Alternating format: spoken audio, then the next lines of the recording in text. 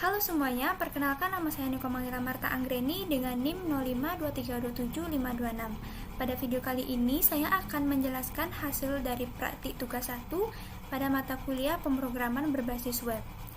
Pada tugas 1 ini, soalnya yaitu diperintahkan untuk membuat sebuah aplikasi web sederhana untuk memesan bahan ajar di universitas terbuka.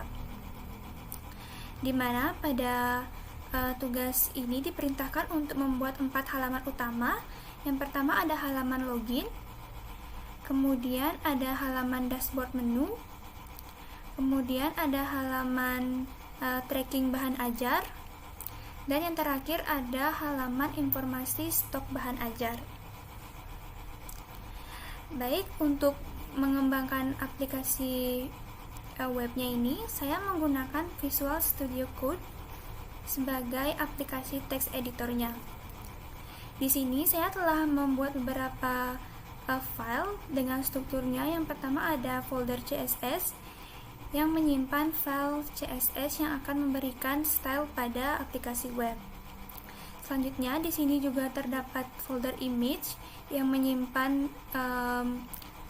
gambar-gambar cover buku dan juga menyimpan logo dari universitas terbuka. Selanjutnya di sini juga terdapat file JS di mana akan menyimpan file-file JavaScript-nya yang memberikan fungsi untuk memberikan interaksi dari halaman webnya. Di sini juga terdapat data JS di mana pada file ini akan menyimpan variabel-variabel data seperti data pengguna, data bahan ajar, dan juga ada data tracking. Selanjutnya di sini juga terdapat 4 file.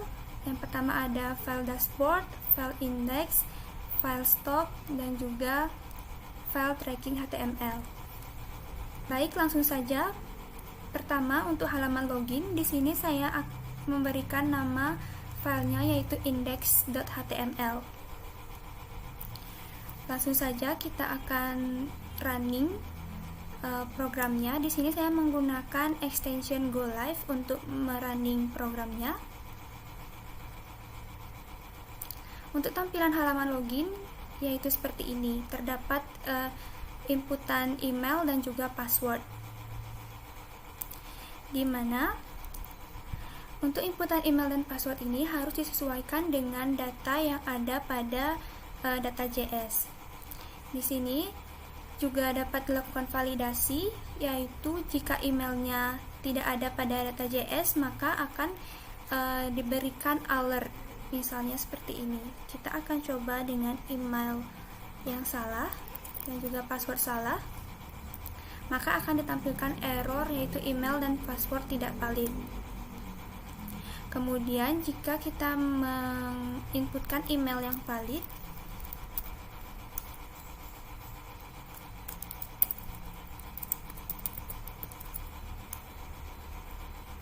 maka akan dapat login dan menuju ke halaman dashboard.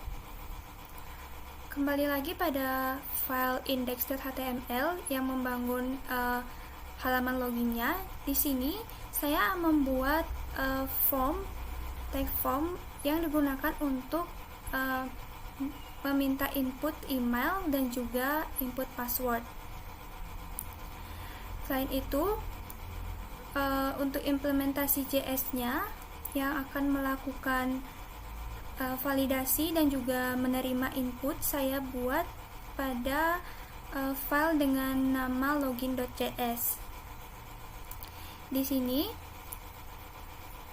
terdapat sintak dokumen .querySelector dan juga addEventListener yang digunakan untuk mendeteksi dan juga merespon suatu peristiwa atau event yang terjadi pada elemen HTML. Dalam function ini, pertama akan mengambil inputan email dan juga password dari user. Selanjutnya akan juga dicek kecocokan email dan password di data pengguna. Apakah email tersebut sudah terdaftar ataupun belum. Dan juga di sini akan melakukan validasi. Jika valid emailnya, maka langsung beralih ke halaman dashboard. dan jika tidak akan menampilkan alert dengan pesan email dan password tidak valid. Kembali lagi pada halaman login, di sini juga terdapat dua fitur tambahan, yaitu fitur lupa password dan juga fitur daftar baru. Di mana pada fitur lupa password ini, jika diklik akan memunculkan pop-up seperti ini, yang mana terdapat inputan berupa email. Yang mana email yang diinput harus sesuai dengan email yang ada pada data pengguna. Jika email tidak terdaftar, maka akan ditampilkan pesan error bahwa email tidak ditemukan. Misalkan kita akan menginput email yang tidak terdaftar seperti ini, maka akan diberikan pesan yaitu email tidak ditemukan. Selanjutnya di sini untuk daftar baru, di sini juga ditampilkan pop-up seperti ini, yang mana terdapat inputan nama, email, password, dan konfirmasi password.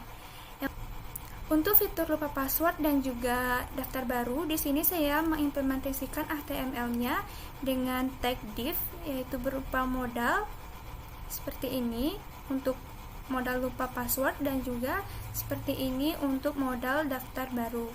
Kemudian pada bagian bawah, di sini saya akan melakukan import script JS-nya. Di sini saya akan melakukan import untuk data.js dan juga import untuk file login JS-nya. Apabila user berhasil login, maka akan beralih ke halaman dashboard, di mana pada halaman dashboard ini terdapat header ucapan yang sesuai dengan waktu user login.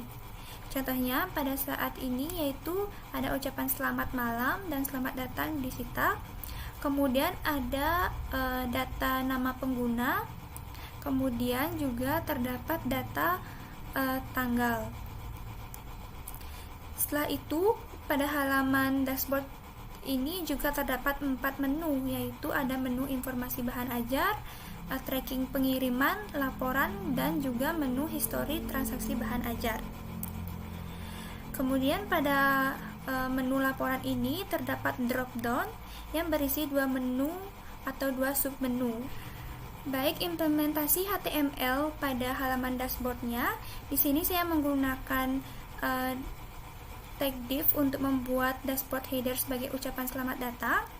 Kemudian saya juga membuat tag div dari menu dashboardnya. Di sini saya menggunakan tag anchor untuk memberikan link apabila menu yang tersedia jika diklik akan beralih ke halaman yang berbeda. Ada file dashboard.js-nya. Di sini untuk ucapan greeting user sesuai waktu, di sini ada function get greeting yang mana akan menyesuaikan ucapan sesuai dengan waktu user login.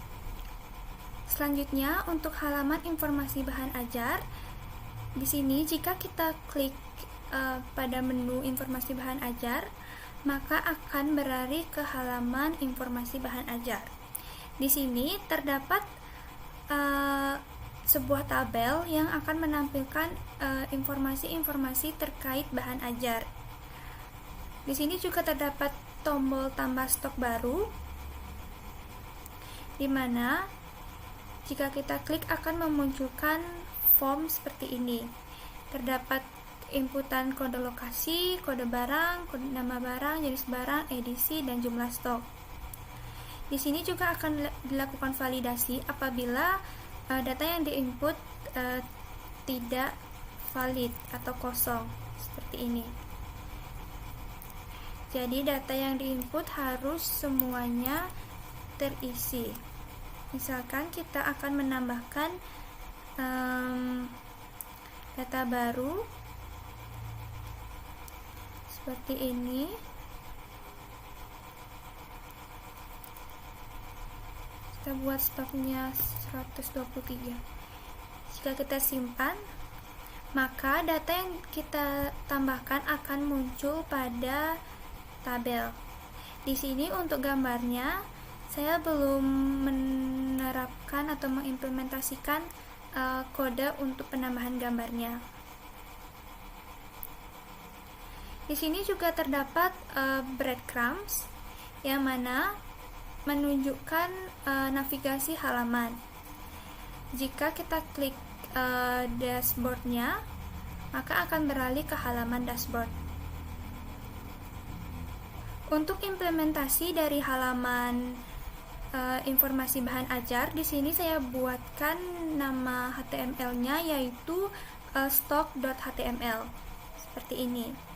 Di sini terdapat tag table yang saya gunakan untuk menampilkan informasi bahan ajarnya. Kemudian di sini juga ada modal untuk menambahkan stok baru. Jadi saya buat seperti ini. Terdapat form dengan inputan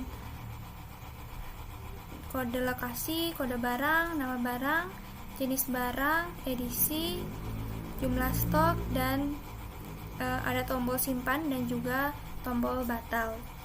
Kemudian untuk implementasi JavaScript-nya, di sini pada file stock.js, kemudian untuk menampilkan data bahan ajarnya, terdapat function render table bahan ajar yang akan menangani atau menampilkan data sesuai dengan data bahan ajar yang ada pada data.js di sini. Kemudian untuk modal menambah stok baru, di sini juga terdapat beberapa kode JavaScript seperti ini. Juga terdapat pengambilan data input dari form atau modal menambah stok barunya seperti ini. Kemudian menambahkan baris baru ke dalam tabel. Kembali lagi ke dashboard. Di sini juga terdapat menu tracking pengiriman. Dan jika diklik akan beralih ke menu tracking pengiriman bahan ajar. Pada menu ini terdapat sebuah form dengan inputan nomor delivery order, di mana jika kita masukkan nomor delivery ordernya, di mana nomor delivery ordernya ini harus sesuai dengan data tracking yang ada pada data.js. Jika kita tekan tombol cari, maka akan menampilkan detail paket dan juga riwayat pengiriman. Kemudian di sini juga saya melakukan validasi apabila nomor delivery order yang diinputkan tidak terdapat pada data tracking di file data.js, maka akan menampilkan alert yaitu dengan pesan nomor delivery order tidak ditemukan. Seperti ini. Kemudian untuk implementasi dari halaman web tracking bahan ajar, di sini saya buatkan pada file dengan nama tracking.html. Pada file ini terdapat tag form, yaitu untuk meminta inputan dari nomor delivery order. Kemudian juga ada button cari. Kemudian implementasi JavaScript untuk halaman tracking bahan ajar ini saya buatkan pada file tracking.js. Untuk tracking pengirimannya di sini saya buatkan seperti ini, di mana pertama akan mengambil inputan dari nomor delivery order dari user seperti ini, kemudian ditampung dalam variabel dengan nama nomor DO. Kemudian dilakukan validasi nomor DO dan menampilkan hasil tracking jika nomor valid. Kemudian bagian terakhir yaitu terdapat button logout.